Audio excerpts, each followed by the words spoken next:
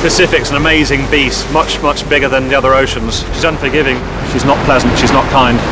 Charlie Martell is about to battle this formidable beast, the Pacific Ocean, even if it means risking his life. Many people have said, am I crazy, nuts, mad, stupid, or whatever. I think there may be an element of each of that. If he completes the challenge, he could make history. My goal is to set a record. Nobody in history so far has rowed the North Pacific, sail unsupported, west to east, land to land. These are the fenders. He's primed and just waiting for the right moment. We've got some extreme conditions coming in. The wind's in a completely wrong direction, so it'd just be too dangerous. I'd end up on the east coast of Japan if I was to try and leave today. The plan is to depart from this marina in Choshi, Japan, crossing the vast ocean, almost 10,000 kilometers. If I can do 50 miles a day, on average, I'll be across the Pacific in less than 129 days. The route enters the Pacific Ring of Fire, known for earthquakes that can cause devastating tsunamis, like the one that hit Japan in 2011. So what you see here is the effects of the tsunami and what it can have on man. With the tectonic plates underneath the Pacific Ring of Fire, if there's an underwater earthquake underneath the Pacific Ocean, there may be another earthquake, causing another tsunami. Could cause all this again and affect me and my chance of getting across the Pacific. All around are reminders of Mother Nature's power. But Charlie is no stranger to danger. The former British soldier is specialized in bomb disposal, has trekked to the North Pole, and rode with a team across the Atlantic, earning 2 Guinness World Records in the process.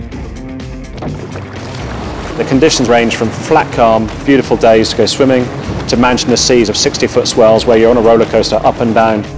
His only companion on this voyage is Blossom, his 22-foot boat named after his goddaughter. This is the Rolls-Royce of boats.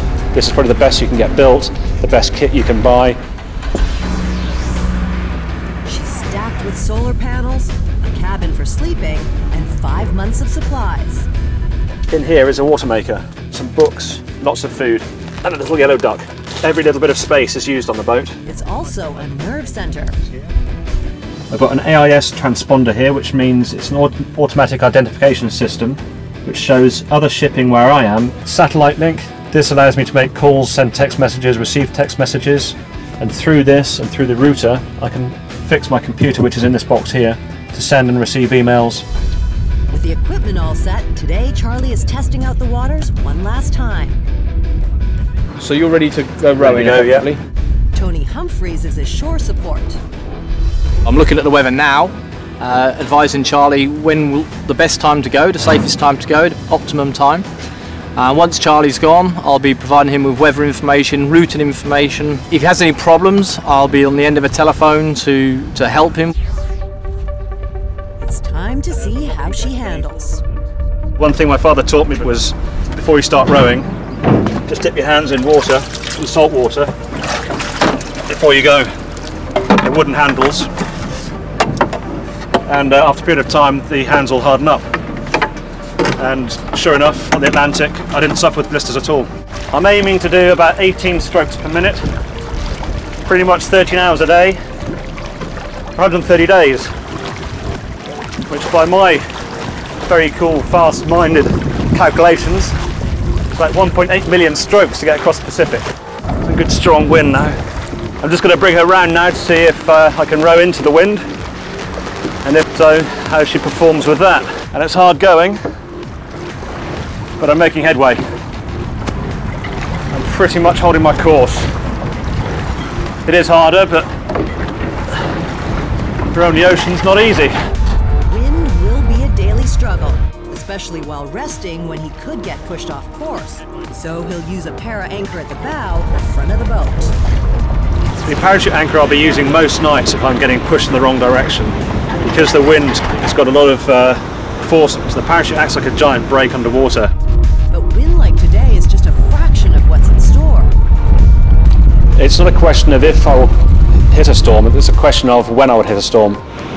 Swelling seas, a side hit could cause the boat to capsize, so he'll deploy a drogue. Drogue's a similar version to the parachute anchor, but instead of going off the bow, it goes off the stern. So if I've got following seas, high waves, I want to slow myself down, and this drogue will be off the back, slow me down like a brake. They'll be coming back in here, trying to rest, maybe put the helmet on to protect me from getting thrown around the cabin. But this is where I'll be waiting until the storm's finished. As if storms aren't enough, there's also ships, debris, and the mind. The biggest challenge for me will be the mental aspect, not so much the physical. You've got to think about how to stay positive when the things go bad. That mental strength is required for the epic journey. The test run I think went pretty well. She rode nicely even into the wind. Not easy, but doable. Obviously if I have conditions like this on the ocean, I'll be laughing. Rowing for 3 charities is giving him the inspiration, as is his passion for adventure.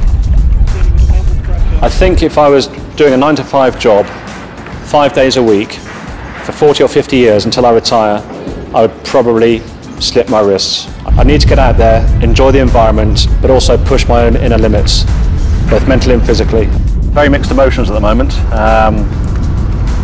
With some of the family leaving this morning, I think I'll feel incredibly lonely tomorrow afternoon. Yeah, looking forward to getting on with it, getting on the ocean and the time of my life, as they say.